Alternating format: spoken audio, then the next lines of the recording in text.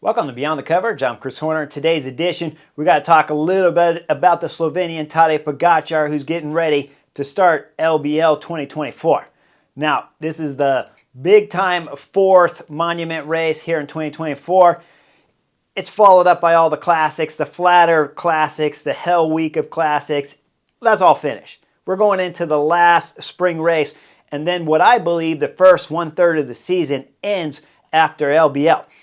I always thought, of course, you start Paris-Nice, Tirreno-Adriatico, go into the classics. If you're one of the classic Belgian riders that love the northern races, if you're like me, I preferred to stay down and do Catalonia and, of course, do the Basque Country, and then come up here for the classics, the last week of racing at the classics, which would have finished, of course, with Amstel Gold, where we saw Tom Pidcock win. Flesh Wallone, we saw Stephen Williams win from Israel Premier Tech, and now we go into the last of the classics and the finishing of the first one-third of the 2024 season.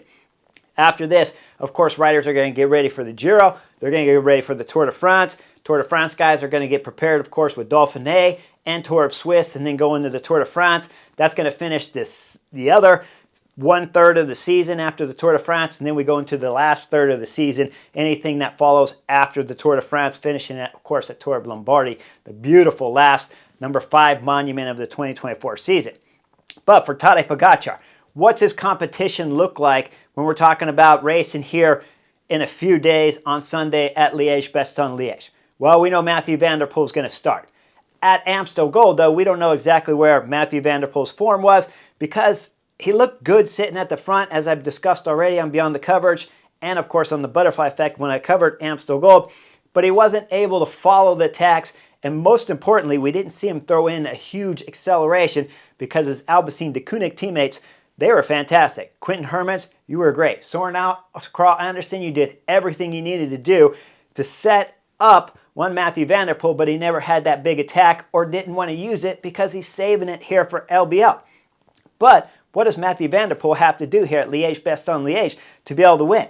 Well, it's simple. If you're Mathieu van der Poel, you got to follow Tadej Pogačar.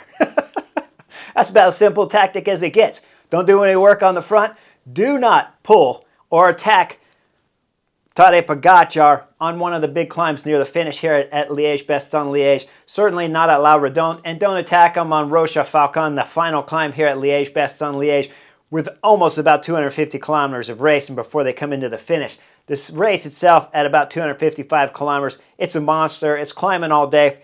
11 categorized climbs, but it really starts once you get into Stavelot, where you have the monster steep climbs about halfway in the race, and then after that, it's up and down all day long, and it's vicious.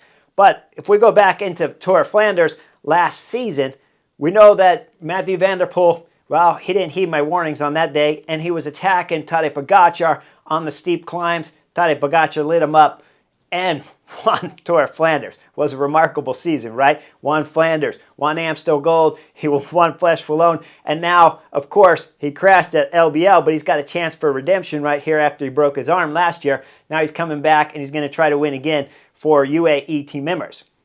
Some of the problems UAE team members might have, though, remember, I discussed it before on Beyond the Coverage, that they were solid when we're talking about Tour of Flanders with Niels Palet. Paris-Roubaix, they were solid. Niels Palet, Tim Wellens is in the final group. Did a little bit of attacking after Mathieu van der Poel went up the road instead of work with Mads Pedersen. I covered that.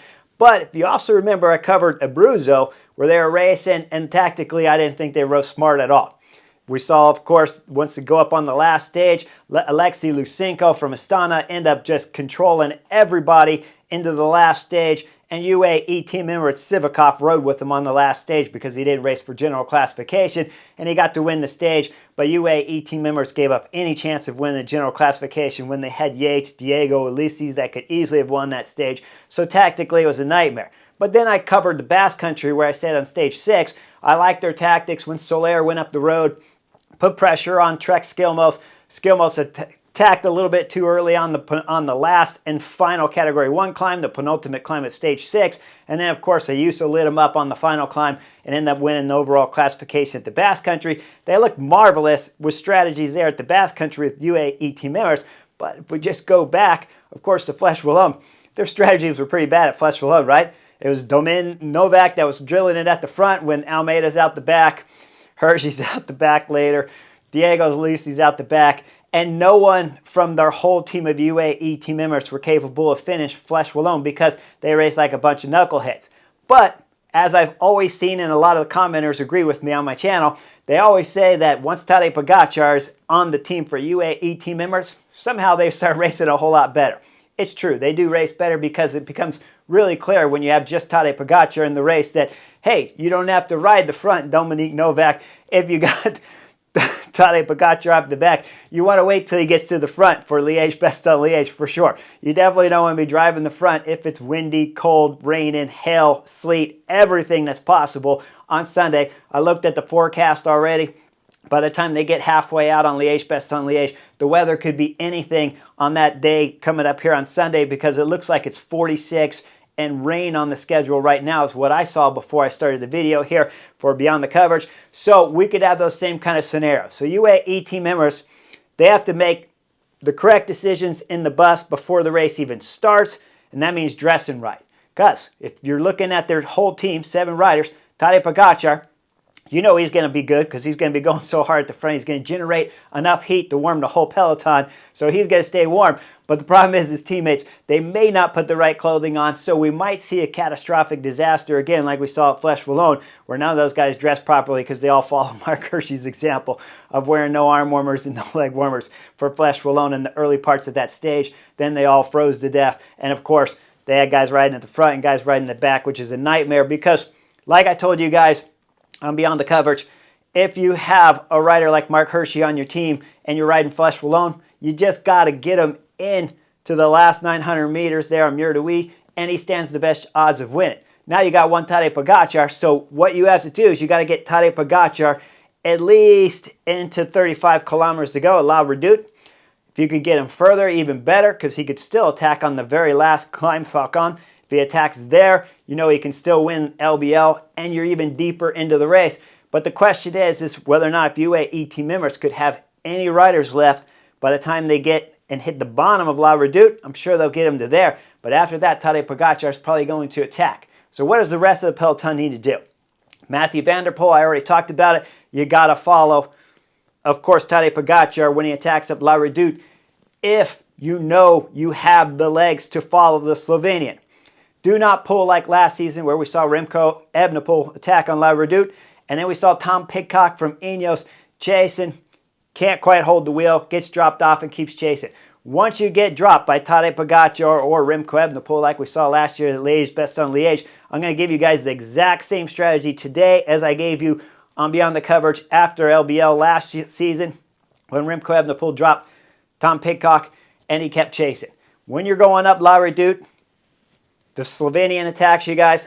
Tadej Pogačar is going solo. Mathieu van der Poel, if you don't know you have the legs, stay with Tom Pidcock. Stay with the other favorites back there. Maybe we see an exceptionally on-form Stephen Williams again. He just got done winning Flesh, and he looked fantastic the third time up Mur de Huy. And, of course, the last time up Mur de Huy, he attacked with about 290 meters to go and held off the whole peloton there to win first big semi-classic, and Israel Premier Tech have to be ecstatic, so you know they're going to race with him.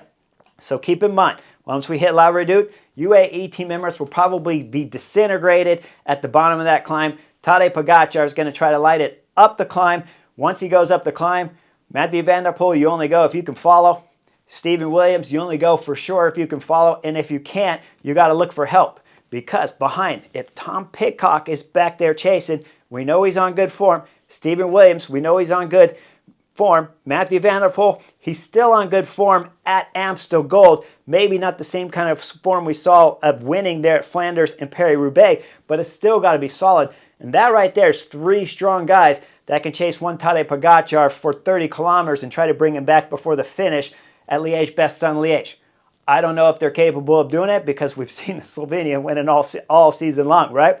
Strada Bianchi, 81-kilometer solo ride. Catalonia, the kid won 4 stages, should have won 5, won the KOM jersey, won the sprint jersey, and of course, 4-stage victories and the overall classification. Tadej Pogačar is on magnificent form so far in 2024, and once he finishes Liège-Bastogne-Liège, guys, he's going over to start the Giro because the Giro starts in 2 weeks' time.